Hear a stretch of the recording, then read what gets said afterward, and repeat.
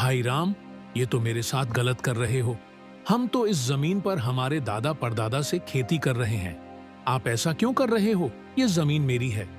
राम भाई, आपका जमीन मेरी तरफ मत बढ़ाओ, ये मेरी तरफ आ रहा है। क्या बेश्याम, आजकल तेरा जुबान बहुत चल रहा है।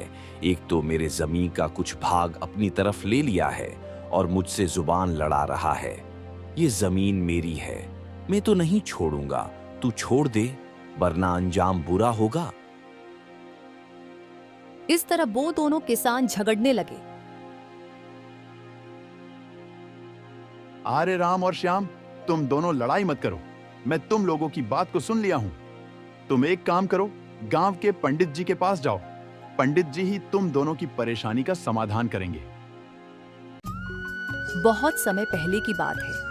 एक छोटे से गांव में, जहां हरियाली और सादगी की सुंदरता फैली हुई थी, वहां एक विद्वान पंडित जी रहते थे।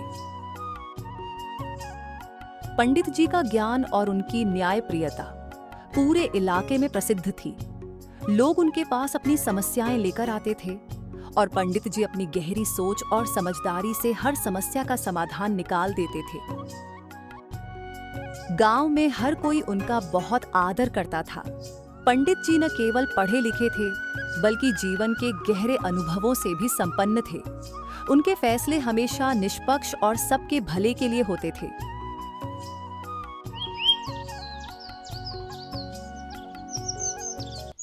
एक दिन दो किसान, राम और श्याम, पंडित जी के पास पहुंचे। दोनों के चेहरे पर चिंता और गुस्से के भाव साफ नजर आ रहे थे। उनके बीच एक खेत की सीमा को लेकर विवाद हो गया था। राम ने गुस्से से कहा, पंडित जी, ये श्याम मेरा जमीन के कुछ हिस्से को अपनी तरफ ले जा रहा है। असलियत में वो जमीन मेरी है। श्याम इसे चालाकी से अपनी जमीन के साथ मिला रहा है। यह खेत मेरे पूर्वजों की संपत्ति है। मैं इसे किसी भी कीमत पर नहीं छोड़ूंगा। श्याम ने संयमित स्वर में कहा, पंडित जी, यह भूमि मेरी है। मैंने इसे अपने खून पसीने से सींचा है। यह मेरी मेहनत की पहचान है। ये जमीन मेरी है। इस जमीन से ही मेरा घर परिवार चलता है।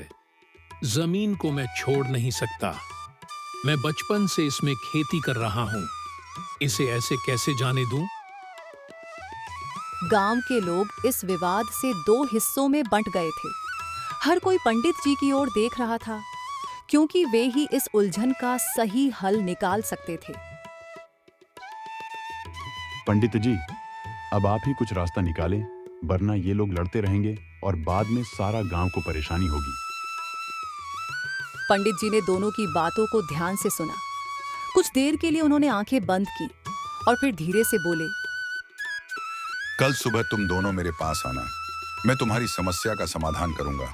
लेकिन याद रखना, यह फैसला मेरी बुद्धि से ही नहीं, बल्कि तुम्हारी समझदारी की परीक्षा से भी निकलेगा। दोनों किसान यह सुनकर हैरान हो गए। उनके मन में सवाल उठे, लेकिन वे चुपचाप सहमत होकर लौट गए।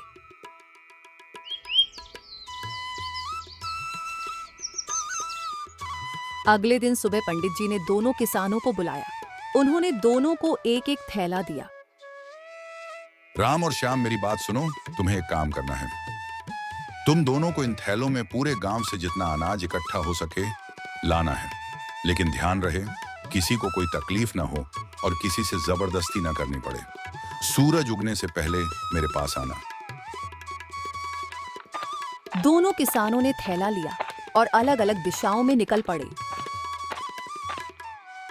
राम ने हर घर में जाकर अनाज मांगा।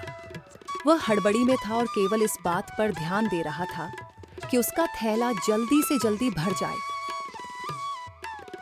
अगर कोई उसे अनाज देने से मना करता, तो वह जोर जबरदस्ती करने लगता। कई घरों में लोग डर के मारे अनाज दे बैठे, लेकिन उनकी आंखों में नाखुशी और नाराजगी साफ दिख रही थी। दूसरी ओर श्याम ने हर घर में जाकर विनम्रता से अनाज मांगा। उसने कहा, भाई, अगर हो सके तो कुछ अनाज मुझे दे दो। मैं आपसे केवल उतना ही अनाज मांग रहा हूं जितना आप खुशी से दे सकें। अगर आपको कोई दिक्कत हो तो मैं आपसे कुछ नहीं लूंगा। श्याम, तुम एक बहुत अच्छे इंसान हो। तुम दूसरों की कितनी मदद करते हो। आज तुम्हारी परेशानी के वक्त में हम तुम्हारे साथ हैं। जितना चाहिए अनाज ले लो। श्याम का यह व्यवहार देखकर लोग खुशी खुशी उसे अनाज देने लगे। कुछ घरों में जब लोगों ने मना किया तो श्याम ने मुस्कुराकर उन्हें धन्यवाद दिया और आगे बढ़ गया।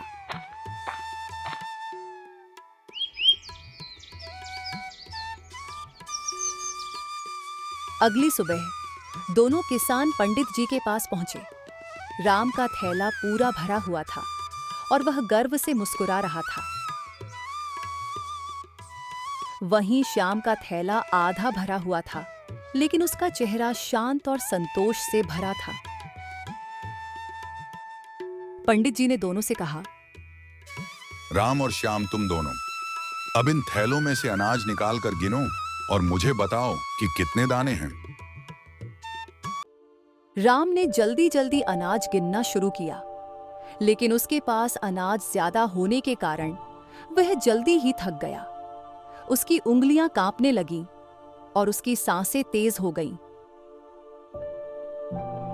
वहीं श्याम ने शांत मन से अपने अनाज को गिना और बिना किसी हड़बड़ाहट के काम पूरा कर लिया। पंडित जी ने दोनों की ओर देखा और पूछा, राम और श्याम, तुम लोगों ने यह अनाज कैसे इकट्ठा किया? अनाज पाने के लिए क्या क्या परिश्रम किया? इस यात्रा में तुम लोग के साथ क्या क्या हुआ? तुमने यह अनाज कैसे इकट्ठा किया?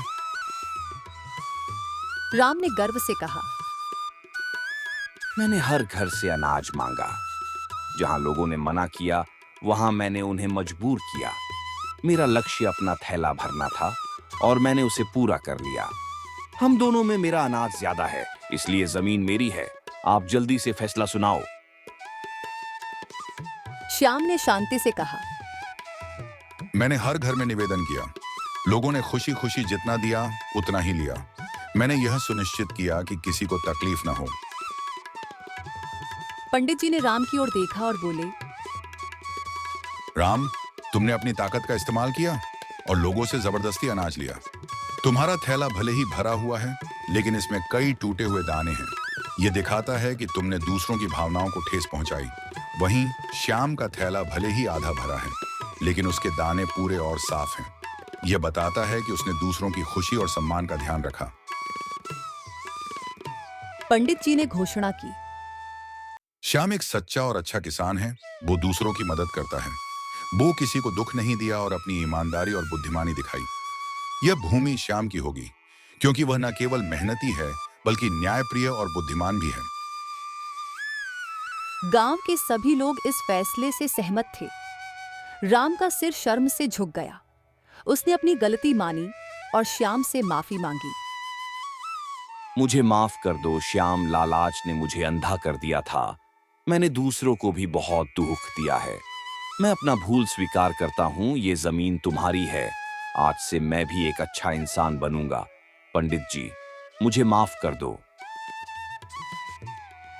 श्याम ने उसे माफ कर दिया और कहा, यह भूमि केवल मेरी नहीं, हम सबकी है। इसमें सबकी मेहनत का फल है। ये कहानी हमें सिखाती है कि सच्ची बुद्धिमानी और सफलता तभी मिलती है जब हम अपने साथ दूसरों की भावनाओं और सम्मान का भी ख्याल रखें।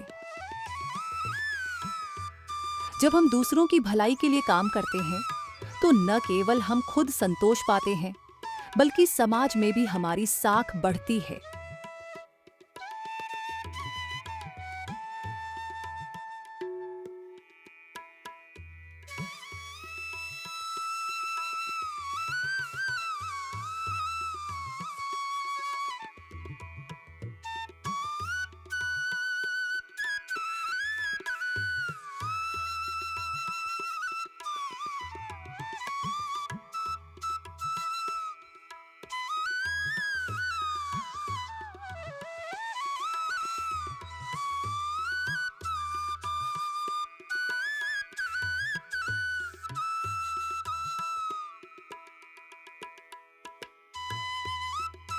अगर आप हमारे चैनल में नए हो तो चैनल को सब्सक्राइब कर दो और बेल आइकन को प्रेस कर दो ताकि हमारे नए वीडियो की जानकारी तुरंत आपके पास जाए।